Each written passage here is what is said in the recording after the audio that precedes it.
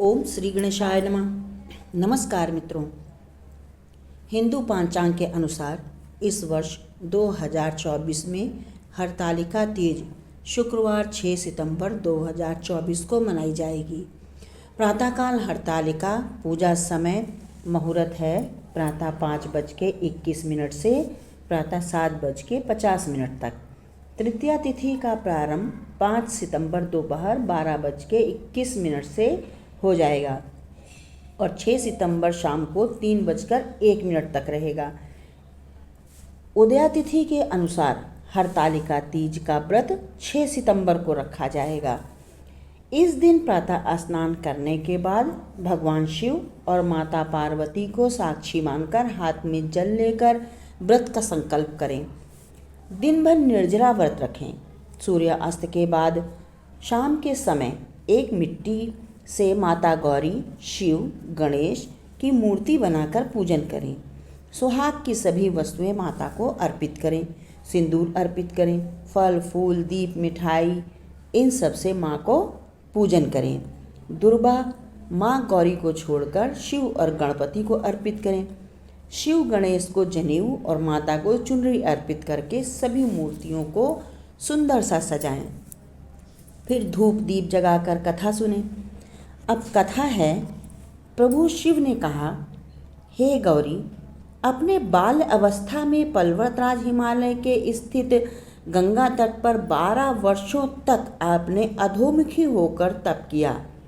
12 वर्ष बिना अन्न के सिर्फ पेड़ों के सूखे पत्ते चबाकर बिताए। घोर सर्दी, गर्मी, बरसात भी आपके व्रत को न डिगा सकी।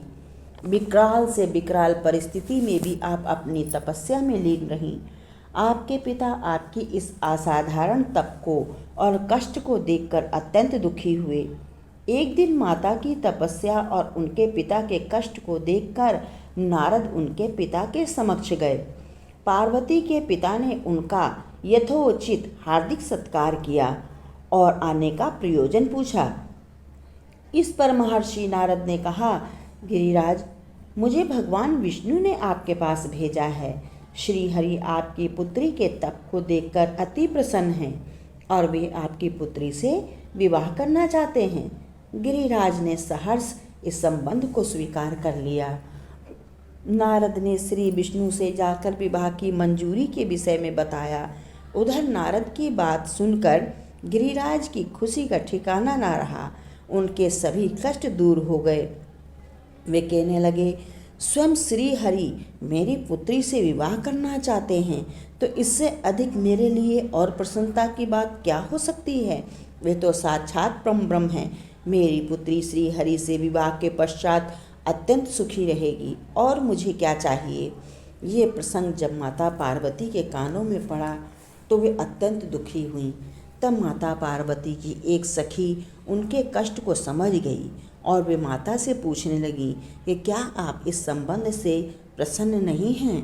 तब माता ने कहा, नहीं, क्योंकि मैं तो शिव को ही अपना सर्वस्व मानती हूँ। वही मेरे पति हैं, वही मेरी आत्मा में बसते हैं। मैं धर्म संकट में हूँ, क्या करूँ। शिव के सिवा मैं किसी दूसरे के विषय में सोच भी नहीं सकती। अब प्राण छोड़ने के सिवा मेरे पास कोई उपाय नहीं है। सखी बहुत बुद्धिमान थी। उसने समझाया, प्राण त्यागने की कोई आवश्यकता नहीं है। यदि आप शिव को पाना ही चाहती हैं तो शिव को भी आपके समक्ष समर्पण करना होगा।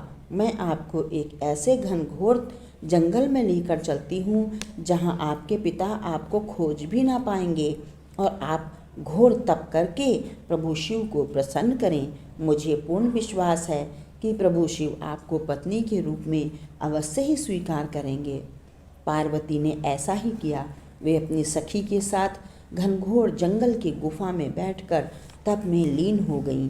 इधर उनके पिता उनकी खोज में जोर शोर से लग गए। उन्हें चिंता रही कि अब विष्णु को मैं क्या जवाब दूंगा। यदि वे बारात लेकर घर आए तो मैं उन्हें क्या मुंह दिखाऊंगा। और पार्वती गुफा में आराधना में लीन थीं। इसी हरतालिका तीज के दिन भाद्रपद शुक्ल पक्ष की तृतीया के दिन हस्त नक्षत्र था।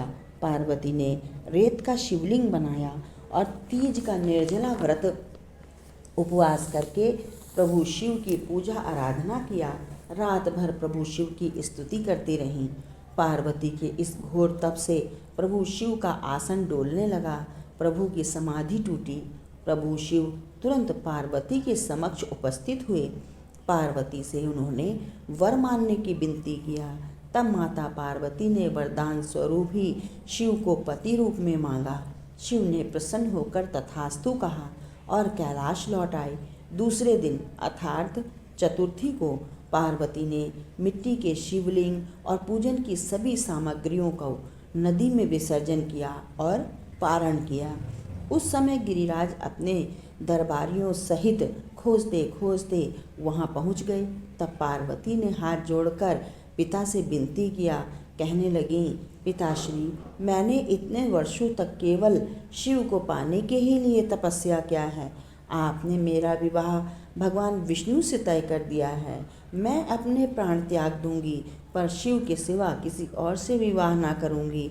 आप पहले मुझे वचन दीजिए कि मेरा विवाह शिव से ही होगा। पुत्री की जिद के आगे गिरिराज हार गए। उन्होंने शिव से विवाह करने की हामी भर दिया और पार्वती को महल में लेकर आए। अब शिव और पार्वती का धूमधाम से विवाह संपन्न हुआ। मित्रों, इसी भाद्रपद शुक्ल पक्ष की तृतीया को हरतालिका तीज कहते हैं। इसी दिन प्रभु शिव ने माता पार्वती को दर्शन देकर अपनी पत्नी के रूप में स्वीकार करने का वचन दिया था। यह व्रत अखंड सौभाग्य को प्राप्त करने के लिए जाता है। मित्रों, इन सभी व्रतों में पति के सिवा पति के माता पिता को भी सम्मान देना बहुत आवश्यक होता है, क्योंकि विवाह के उपरांत पति के माता पिता ही आपके माता पिता कहलाते हैं। उनकी निस्वार्थ सेवा और पूजन करें। शाम को कथा सुनने के बाद आरती करें, प्रसाद वितरण करें। दूसरे दिन स्नान के बाद सभी सामग्री का विसर्जन करके ही भोजन करें। तो मित्रों, कैसी लगी आज की कथा? कमेंट बॉक्स में अवश्य लिखें। लाइक, शेयर, सब्सक्राइब करें, बेल आइकन अवश्य दबाएं। अगली कथा के साथ हम आपसे फिर मिलेंगे। तब तक के लिए जय माता दी। धन्यवाद मित्रों।